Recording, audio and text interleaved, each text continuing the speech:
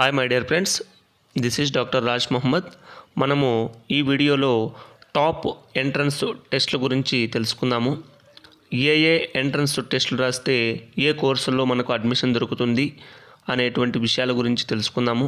భారతదేశంలో అనేక రకాలైనటువంటి ప్రతిష్టాత్మకమైనటువంటి సంస్థలు ఉన్నాయి. ఈ ప్రతిష్టాత్మకమైనటువంటి సంస్థలు వాళ్ళు సొంతంగా టెస్టులు నిర్వహించుకోవడం అనేటువంటిది జరుగుతుంది.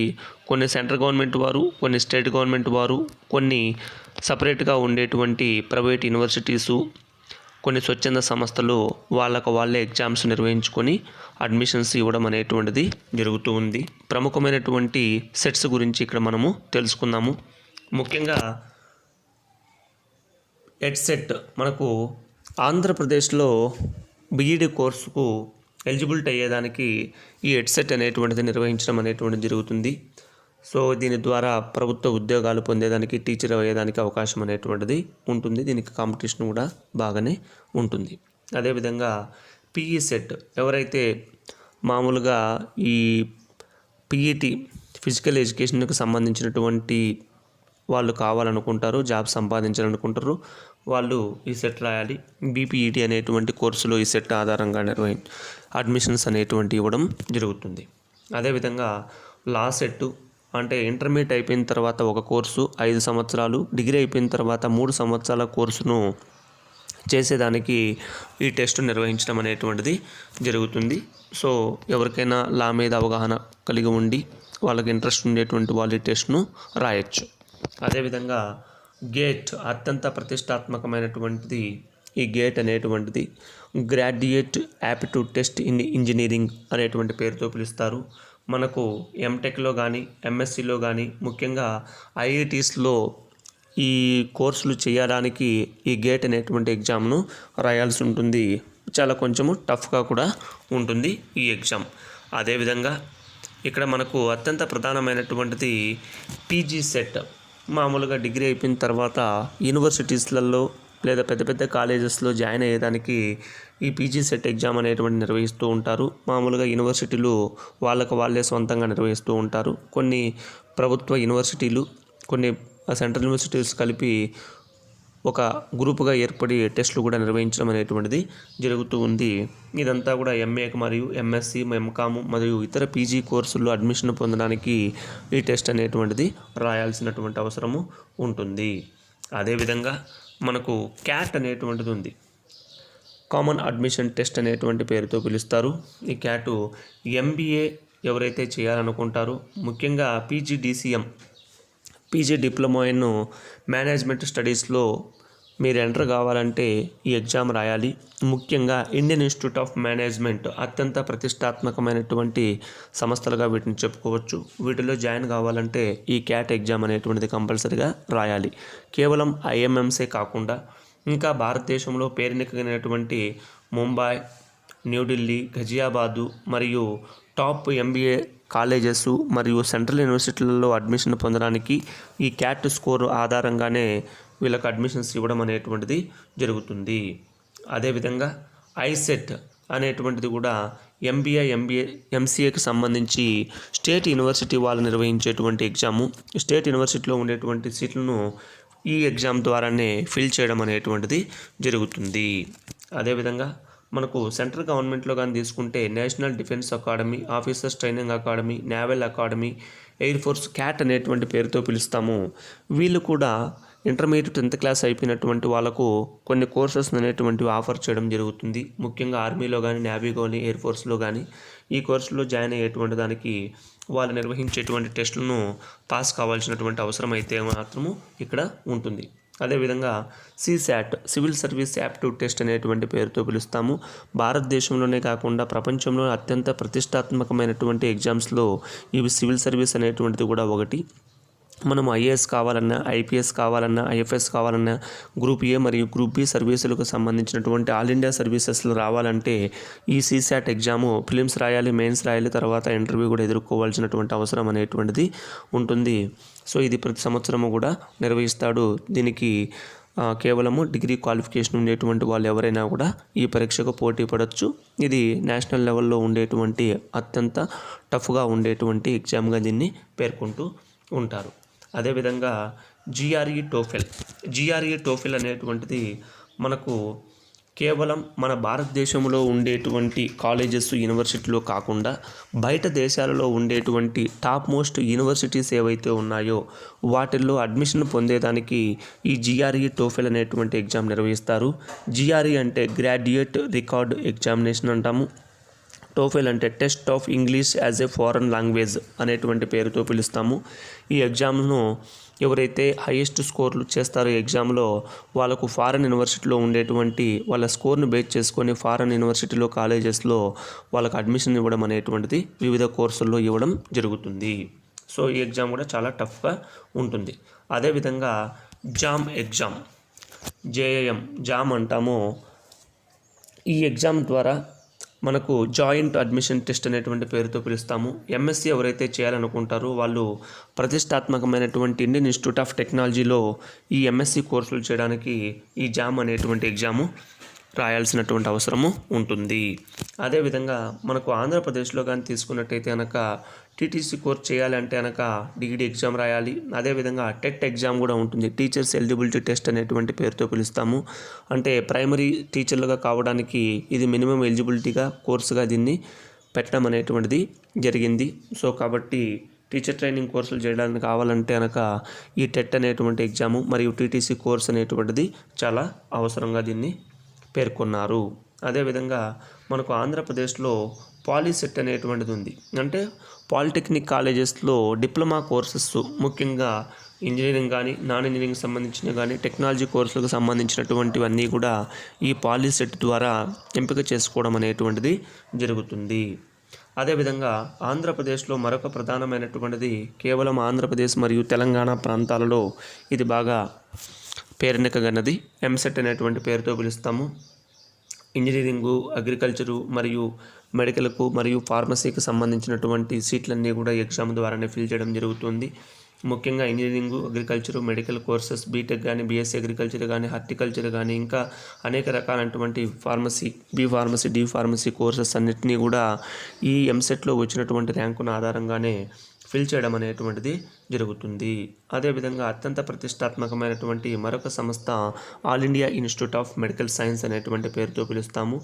మనకు ఎంబీబీఎస్ కోర్సు మరియు ఇతర మెడికల్ కోర్సుల్లో జాయిన్ అయ్యేదానికి ఈ all India institute of medical science వారు నిర్వహించేటువంటి ఎంట్రన్స్లో పాస్ కావాల్సినటువంటి అవసరం అనేటువంటిది ఉంటుంది. అదేవిధంగా మనకు భారతదేశంలో కొన్ని ప్రభుత్వ రంగ సంస్థల్లో ఈ ఏఎఫ్ఎంసి అనేటువంటిది ఉంది. ఆర్మ్డ్ ఫోర్సెస్ మెడికల్ కాలేజెస్ అనేటువంటి పేరుతో పిలుస్తాము. ముఖ్యంగా ఆర్మీ కానీ, నేవీ కానీ, ఎయిర్ ఫోర్సు ఈ కాలేజెస్లో జాయిన్ కావాలంటే ఎంబీబీఎస్ కోర్సులు వీళ్ళు నిర్వహించేటువంటి టెస్ట్ను పాస్ కావాల్సినటువంటి అవసరం అనేటువంటిది ఉంటుంది. ఇది చాలా లిమిటెడ్గా ఉంటుంది. చాలా ప్రతిష్టాత్మకంగా కూడా ఈ ఎగ్జామ్ అనేటువంటిది ఉంటుంది. ఎందుకంటే ఇది డిఫెన్స్కు సంబంధించినటువంటి అంశాలు కాబట్టి. అదేవిధంగా Birla institute of technology and science అనేటువంటి పేరుతో పిలుస్తాము. పిలానీలో ఉంది కాబట్టి దీన్ని బిట్స్ పిలానీ అని చెప్పి పిలవడం జరుగుతూ ఉంది. ఇది అత్యంత ప్రతిష్టాత్మకమైనటువంటి సంస్థగా పేర్కొంటారు. ముఖ్యంగా బీఈ కోర్సులు కానీ, బీఫామ్ కానీ, బీటెక్, ఎంసెక్, ఎంటెక్, ఎంఈ కోర్సులు మరియు పిహెచ్డి, ఎంఫామ్, ఎంబీఏ ఇలాంటి ఇంకా అనేక రకాలైనటువంటి కోర్సుల్లో అడ్మిషన్ పొందడానికి ఈ బిట్స్ పిలానీ వాళ్ళు సపరేట్గా ఎగ్జామ్ అనేటువంటిది నిర్వహిస్తారు. వాటిలో వచ్చినటువంటి ర్యాంకును ఆధారంగానే ఆ కోర్సుల్లో ఎంపిక చేయడం అనేటువంటిది జరుగుతుంది. అదేవిధంగా ఐఐటి జేఈఈ మెయిన్స్ దీంట్లో అడ్వాన్స్డ్ అని, మెయిన్స్ అని చెప్పి రకరకాలుగా ఉంటుంది. ముఖ్యంగా ఇది అత్యంత ప్రతిష్టాత్మకమైనటువంటివి. ముఖ్యంగా national Institute of technology, Indian institute of technology మరియు సెంట్రల్లీ ఫండెడ్ టెక్నాలజికల్ ఇన్స్టిట్యూషన్స్ ఏవైతే ఉన్నాయో వాటిల్లో అంటే ప్రతిష్టాత్మకమైనటువంటి జాతీయ సంస్థల్లో అడ్మిషన్ పొందేదానికి నిర్వహించేటువంటి ప్రతిష్టాత్మకమైనటువంటి ఎగ్జామే ఈ ఐఐటి జేఈఈ ఎగ్జామ్. ఇందులో యూజీ ఉంటుంది, పీజీ కోర్సెస్ కూడా ఉంటాయి. సో ఇంకా ఇంతే కాకుండా మరొక ప్రధానమైనటువంటిది సియు-సెట్ అంటే central university common entrance test అనేటువంటి పేరుతో పిలుస్తాము. ముఖ్యంగా ఈ మధ్యకాలంలో సెంట్రల్ యూనివర్సిటీల్లో ఇంటిగ్రేటెడ్ కోర్స్ అనేటువంటివి పెట్టారు. ఎంఎస్సీ కానీ, ఎంఏ కానీ ఇంటిగ్రేటెడ్ కోర్స్ అంటే ఇంటర్మీడియట్ అయిపోయిన తర్వాత మొత్తము డిగ్రీ కూడా వాళ్ళే చెప్పి తర్వాత పోస్ట్ గ్రాడ్యుయేషన్ కోర్సులు కూడా కంప్లీట్ చేస్తారు. తర్వాత రీసెర్చ్ ప్రోగ్రామ్స్ కూడా కంప్లీట్ చేయడం అనేటువంటిది జరుగుతుంది. ఈ కోర్సులన్నీ కూడా సెంట్రల్ యూనివర్సిటీకి సంబంధించినటువంటి వాటిల్లో అడ్మిషన్ పొందడానికి ఈ ఎగ్జామ్ అనేటువంటిది ఉపయోగపడుతుంది. కొన్ని స్టేట్ యూనివర్సిటీస్ కూడా ఇందులో జాయిన్ అయ్యి అడ్మిషన్ టెస్ట్ ద్వారా మొత్తం అన్నీ కూడా అడ్మిషన్స్ నింపడం అనేటువంటిది జరుగుతుంది. అదేవిధంగా మరొక అత్యంత ప్రధానమైనటువంటి ఎగ్జాము నీట్ ఎగ్జామ్. ఈ నీట్ అంటే మామూలుగా మనకు national eligibility cum entrance test అనేటువంటి పేరుతో పిలుస్తాము. మామూలుగా ఈ మెడికల్కి సంబంధించినటువంటి ఎంబీబీఎస్ మరియు బీడీఎస్ కోర్సుల్లో అడ్మిషన్ పొందేదానికి ఈ నేషనల్ లెవెల్లో ఈ టెస్ట్ నిర్వహించడం అనేటువంటిది జరుగుతుంది. అదేవిధంగా మరొక ప్రధానమైనటువంటి ఎగ్జామ్ ఏదిరా అంటే CSRI, council of scientific and industrial research అనేటువంటి పేరుతో పిలుస్తాము.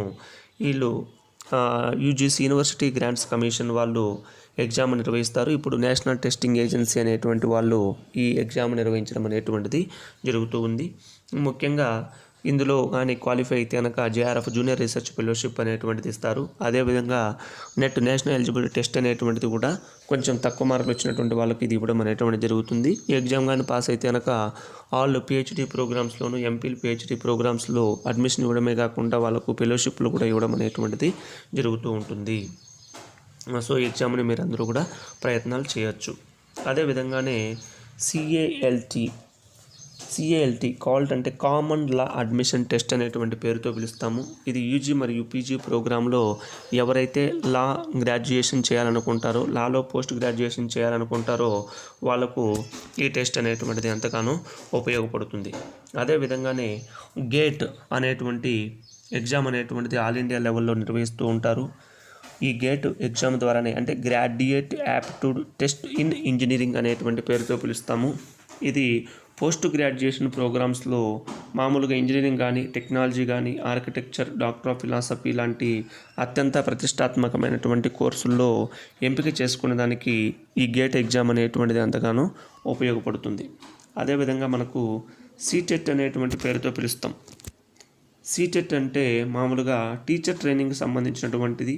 సెంట్రల్ టీచర్ ఎలిజిబిలిటీ టెస్ట్ అనేటువంటి పేరుతో పిలుస్తాము. 1వ తరగతి నుంచి 8వ తరగతికి ఎవరైతే విద్యార్థులకు పాఠాలు చెప్పే ఉపాధ్యాయులు ఉంటారో వాళ్ళు ఈ టెస్ట్ను పాస్ కావాల్సినటువంటి అవసరం ఉంటుంది. ఇది సెంట్రల్ గవర్నమెంట్ వారు నిర్వహిస్తారు. ఈ టెస్ట్ పాస్ అయితేనే వాళ్ళకు ఎలిజిబిలిటీ అనేటువంటిది వస్తుంది. అదేవిధంగానే జేఎన్యూఈ అంటే Jawaharlal Nehru university entrance examination అనేటువంటి పేరుతో పిలుస్తాము. ఇక్కడ మనకు యూజీ కానీ, పీజీ కానీ, ఎంపీల్ పిహెచ్డి కోర్సెస్ అంతా కూడా ఈ ఎగ్జామ్ ద్వారానే అడ్మిషన్స్ అన్నీ కూడా ఫిల్ చేయడం అనేటువంటిది జరుగుతుంది. అదేవిధంగానే మనకు మేనేజ్మెంట్ యాప్టిట్యూడ్ టెస్ట్ అనేటువంటిది మరొక ఎగ్జామ్ కూడా ఉంది. ఈ ఎగ్జామ్ ద్వారా, ఈ మేనేజ్మెంట్ యాప్టిట్యూడ్ టెస్ట్ ద్వారా ఎంబీఏలో జాయిన్ అయ్యేదానికి దీన్ని నిర్వహించడం అనేటువంటిది జరుగుతుంది. ఇది కూడా ఒక ప్రతిష్టాత్మకమైనటువంటి ఎగ్జామ్గా మనము చెప్పుకోవచ్చు. అదేవిధంగానే నాటా అంటే national council for national aptitude test in architecture అంటే నేషనల్ లెవెల్లో ఆర్కిటెక్చర్ అండర్ గ్రాడ్యుయేట్ ప్రోగ్రామ్స్ ఏవైతే ఉన్నాయో, ఆర్కిటెక్చర్ చేయాలనేటువంటి ఎవరికైతే ఇంట్రెస్ట్ ఉంటుందో వాళ్ళంతా కూడా ఈ ఎగ్జామ్కి అపియర్ కావాల్సి ఉంటుంది. సో ఆర్కిటెక్చర్ కోర్స్ అనేటువంటిది ఒక రకంగా చెప్పాలంటే ప్రొఫెషనల్ కోర్సు కాబట్టి ఈ కోర్స్ చేసిన తర్వాత వీళ్ళకి మంచి అవకాశాలు అనేటువంటివి ఉంటాయి. అదేవిధంగా ఇక్కడ NCHMCT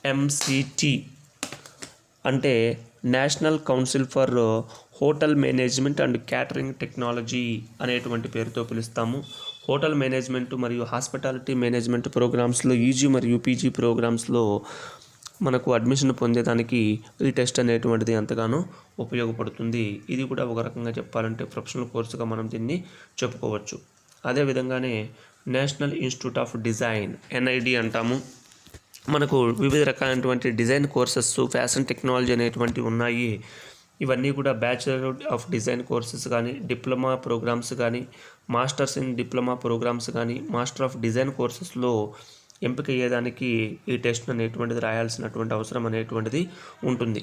అదేవిధంగానే మనకు TSICET టెస్ట్ అనేటువంటిది ఉంది. ఇది Telangana state integrated common test అనేటువంటి పేరుతో పిలుస్తాము. మనకు తెలంగాణలో ఉండేటువంటి యూనివర్సిటీసు కాలేజెస్లో ఎంబీఏ మరియు ఎంసీఏ ప్రోగ్రాంలలో జాయిన్ అయ్యేదానికి ఈ టెస్ట్ అనేటువంటిది తెలంగాణ ప్రభుత్వము నిర్వహిస్తూ ఉంటుంది. అదేవిధంగా మనకు ఆంధ్రప్రదేశ్లో కానీ తీసుకుంటే ఏపీఆర్ సెట్ అనేటువంటి పేరుతో పిలుస్తాము. అంటే ఎంపీల్ పిహెచ్డి ప్రోగ్రామ్స్లో ఆంధ్రప్రదేశ్లో ఉండేటువంటి యూనివర్సిటీస్లలో ఈ రీసెర్చ్ ప్రోగ్రామ్స్ ఏవైతే ఉన్నాయో వాటిలో అడ్మిషన్స్ను నింపడానికి ఈ ఏపీఆర్ సెట్ అనేటువంటిది నిర్వహించడం జరుగుతుంది. ఈ మధ్య కాలంలో అన్ని యూనివర్సిటీకి కలిపి ఒకే జాయింట్ ఎగ్జామినేషన్ అనేటువంటిది పెడుతూ ఉన్నారు. అదేవిధంగానే మనకు ఏపీఆర్జేసీ అనేటువంటిది ఆంధ్రప్రదేశ్లో ఉంది. అది ఆంధ్రప్రదేశ్లో ఉండేటువంటి రెసిడెన్షియల్ జూనియర్ కళాశాలలు ఏవైతే ఉన్నాయో ఆ రెసిడెన్షియల్ జూనియర్ కళాశాలలో అడ్మిషన్ పొందేదానికి ఏపీఆర్జేసీ టెస్ట్ అనేటువంటిది నిర్వహించడం అనేటువంటిది జరుగుతూ ఉంది. ఇంకా ఇవే కాకుండా ఇంకా అనేక రకాలైనటువంటి ఎగ్జామ్స్ అన్నీ కూడా సెట్లన్నీ కూడా ఉన్నాయి. అవి భారతదేశ వ్యాప్తంగా కొన్ని ప్రైవేట్ యూనివర్సిటీలు, కొన్ని ప్రైవేటు విద్యా సంస్థలు, కొన్ని ప్రభుత్వ రంగ సంస్థలు అన్నీ కూడా కలిపి వాళ్ళు సొంతంగా నిర్వహించుకోవడం అనేటువంటిది జరుగుతుంది. ఆ టెస్ట్లో వచ్చినటువంటి మార్క్స్ ఆధారంగానే వాళ్ళకు అడ్మిషన్స్ ఇవ్వడం అనేటువంటిది కూడా జరుగుతుంది. ప్రభుత్వ రంగ సంస్థలు అయితే కనుక వాళ్ళకు రిజర్వేషన్ కూడా కేటాయించడం అనేటువంటిది, రిజర్వేషన్ ప్రకారము రోస్టర్ పాయింట్ల ప్రకారము వాళ్ళకు ఉద్యోగాలు కానీ అడ్మిషన్స్ కానీ ఇవ్వడం అనేటువంటిది జరుగుతుంది. సో కాబట్టి మై డియర్ ఫ్రెండ్స్, ఇది మీకు అందరికీ కూడా ఎంతగానో ఉపయోగపడుతుంది. మీకు నచ్చినటువంటి సెట్ని ఎంపిక చేసుకొని మీ యొక్క కెరియర్ను అద్భుతంగా తీర్చిదిద్దుకోండి. ముఖ్యంగా అందరూ కూడా ఈ వీడియోను షేర్ చేయండి, లైక్ చేయండి.